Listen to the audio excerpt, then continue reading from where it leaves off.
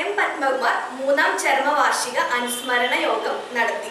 CPIM local കമ്മിറ്റിയുടെ നേതൃത്വത്തിൽ സംഘടിപ്പിച്ച എം പത്മകുമാർ അനുസ്മരണ ചടങ്ങിന്റെ ഉദ്ഘാടനം ജില്ലാ കമ്മിറ്റി അംഗം PA ബാബു നിർവഹിച്ചു. ശോഭന രാജൻ, KP ശ്രീജയൻ, KM അസീസ്, സുലൈമാൻ മറ്റു നേതാക്കളും പ്രവർത്തകരും പങ്കെടുത്തു. ഭരണ നേതൃത്വത്തിലും സംഘടനാ തലത്തിലും മികച്ച പ്രകടനമാണ് പത്മകുമാർ കാഴ്ചവെച്ചിരുന്നതെന്ന് PA ബാബു പറഞ്ഞു. പത്മകുമാറിന്റെ മൂന്നാം ചരമവാർഷിക ദിനമാണ് ഇന്ന്. ഒരു വർഷത്തിലേറെ 2 വർഷക്കാലം സഖാവ് പത്മകുമാർ പ്രവർത്തിക്കുകയുണ്ടായി.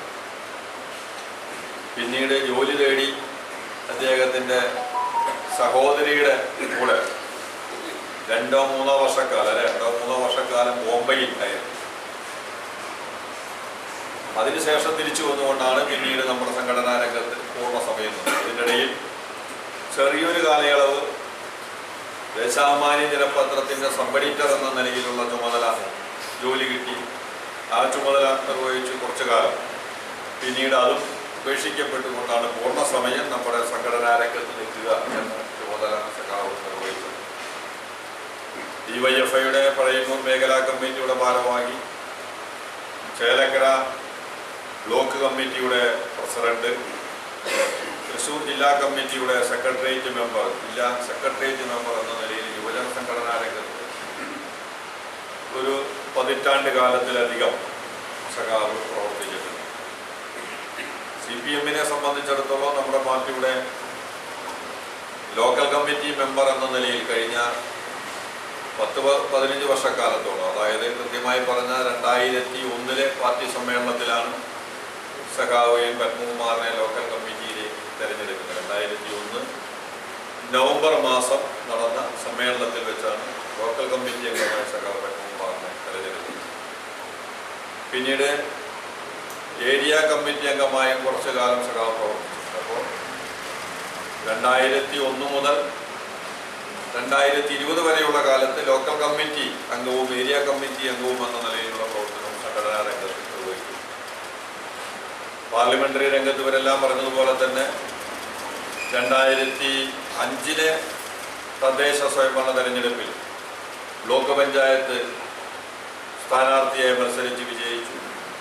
സഖാവ് K പപ്പേട്ടനായിരുന്നു അന്ന് block panchayat president. K Pappettan, Muhammad Kutty master vice president. പിന്നീട് K പപ്പേട്ടൻ ആരോഗ്യപരമായി തീരുമാനമായ പ്രസിഡന്റ് സ്ഥാനത്ത് നിന്ന് ഒഴിയുകയും മമ്മൂട്ടി മാസ്റ്റർ പ്രസിഡന്റ് ആവുകയും പത്മകുമാർ വൈസ് പ്രസിഡന്റ് എന്ന നിലയിലുമാണ് പിന്നീടുള്ള കാലം നമ്മുടെ ബ്ലോക്ക് പഞ്ചായത്തിന്റെ ഭരണം നിർവഹിക്കുന്നത്. ആ കാലഘട്ടത്തിലാണ് സംസ്ഥാനത്തെ ഏറ്റവും മികച്ച ബ്ലോക്ക് പഞ്ചായത്ത് എന്ന ഖ്യാതി നമ്മുടെ പഴയന്നൂർ ബ്ലോക്ക് പഞ്ചായത്ത് നേടിയെടുക്കാൻ സാധിച്ചു. 2010 തെരഞ്ഞെടുപ്പിൽ ഗ്രാമപഞ്ചായത്ത് സ്ഥാനാർത്ഥി എന്ന നിലയിലാണ് മത്സരിച്ചത്. വെള്ളാറുകുളം വാർഡിൽ നിന്ന് നമ്മുടെ LDFന്റെ സ്ഥാനാർത്ഥിയെ, നമ്മുടെ പാർട്ടി സ്ഥാനാർത്ഥിയെ മത്സരിക്കുകയും ജയിക്കുകയും ചെയ്തു. നമ്മൾ പ്രതിപക്ഷത്തായിരുന്നു. ഇന്നത്തെ പോലെ 8 അംഗങ്ങളുള്ള പ്രതിപക്ഷ ഗ്രൂപ്പിന്റെ ലീഡർ എന്ന നിലയിൽ ഇവിടെ പഴയന്നൂർ പ്രവർത്തിക്കുകയും പ്രതിപക്ഷത്തിന്റെ നേതൃത്വ സ്ഥാനത്ത് നിന്നുകൊണ്ട് നിരവധിയായ പ്രക്ഷോഭങ്ങൾക്കും സമരങ്ങൾക്കും ഒക്കെ സഖാവ് നേതൃത്വം നൽകിയിട്ടുണ്ട്. പിന്നീട് നടന്ന 2015 തദ്ദേശ സ്വയംഭരണ തെരഞ്ഞെടുപ്പിലാണ് വീണ്ടും ബ്ലോക്ക് പഞ്ചായത്തിൽ മത്സരിച്ച് ബ്ലോക്ക് പഞ്ചായത്തിന്റെ വൈസ് പ്രസിഡന്റ് സഖാവ് തങ്കമ്മയും പത്മകുമാർ വൈസ് പ്രസിഡന്റുമായി പ്രവർത്തിച്ചു. പാർലമെന്ററി രംഗത്ത് ആ നിലയിലുള്ള പ്രവർത്തനം നടത്തി.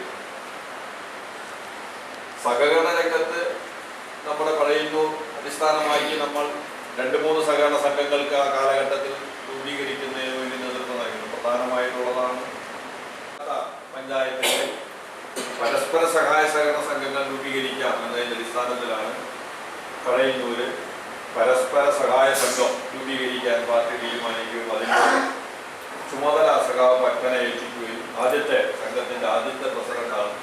പിന്നീട് നമ്മൾ ക്ഷീരമേഖലയിൽ നമുക്ക് സ്വാധീനം താരതമ്യേന കുറവാണ്. ക്ഷീരമേഖലയിലേക്ക് നമ്മുടെ സ്വാധീനം